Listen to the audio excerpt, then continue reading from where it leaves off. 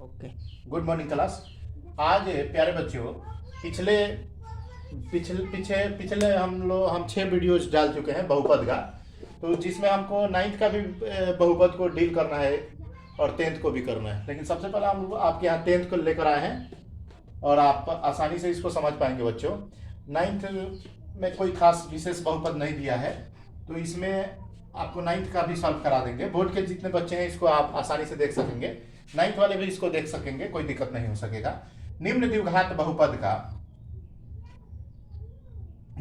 बहुपद के शून्य ज्ञात करना है। शून्य को हम पिछले क्लास में बच्चों बताए हैं। शून्य क्या होता है? शून्य होता है कि जिस मान पर, जैसे हम कहें कि इसका शून्य ज्ञात कीजिए, ये कौन सा बहुपद है आप बता सकेंगे? बिल्कुल बता देंगे, क्योंकि इसका घात 1 है तो रैखिक बहुपद है। तो इसके शून्य भी कितने आएंगे? जितने घात होते हैं उतने इसके शून्य आएंगे। शून्य किसके 1 आएंगे बच्चों? शून्य किसके 1 आएंगे। तो इसका शून्य होगा क्या? तो वह x का वह प्रॉपर मान जिस मान को इसमें रखा जाए तो इसको पूरा 0 कर दे। तो हम x का वह मान क्या रख सकते हैं? -3। तो -3 प्लस कट के तो कितना हो गया बच्चों? 0। इसका मतलब क्या है कि जो शून्य का आया वो कितना आ गया? -3 आ गया। तो उसी तरह इस बहुपद में ऐसा कौन सी संख्या रखा जाए, इसमें कौन सी क्या x का मान रखा जाए कि इसका पूरा वैल्यू को 0 कर दे, वही शून्य होता है बच्चों। अगर ऑप्शन आता तो हम ऑप्शन से आसानी से कर सकते हैं, लेकिन आपसे पूछा जाए कि बताइए इसके कितने शून्य कहेंगे तो आप बताएंगे, क्योंकि यह द्विघात है, द्विघात बहुपद है। तो द्विघात बहुपद के शून्य कितने आते हैं बच्चों? 2 आते हैं। तो इसका आंसर आएंगे 2। शून्य किसके 2 आएंगे? ये तो आप क्लियर है कि इसके आंसर 2 आएंगे।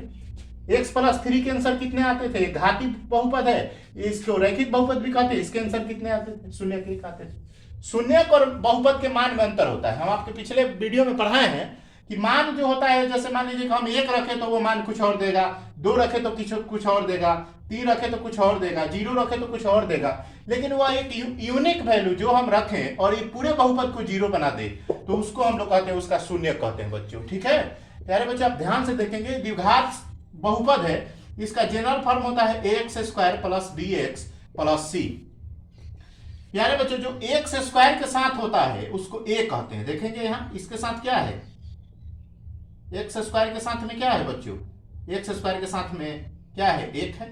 जो x के साथ होगा उसे क्या कहेंगे बच्चों? b कहेंगे, और जो अकेले होगा उसे c कहेंगे। सीधा बात है, x² के गुणांक होगा उसे a कहेंगे, और x का गुणांक होगा उसे b कहेंगे, और जो अकेले होगा उसे c कहेंगे बच्चों। तो आप देख पाएंगे कि a के जगह पर कितना है? x² के साथ कितना है? 1 है। b यानी b के साथ, यानी x के साथ क्या है बच्चों? -2 है, और c के साथ क्या है बच्चों?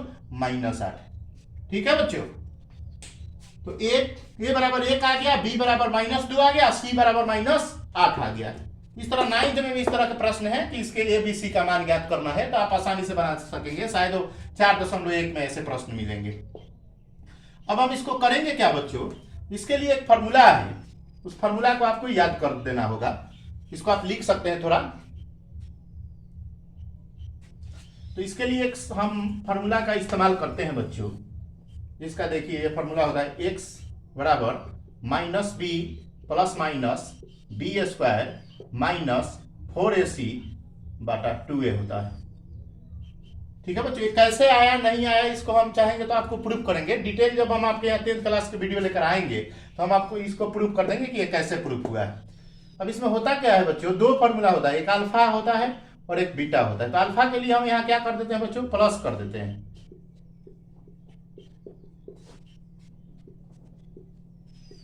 और बीटा के लिए हम क्या कर देते हैं बच्चों? माइनस कर देते हैं।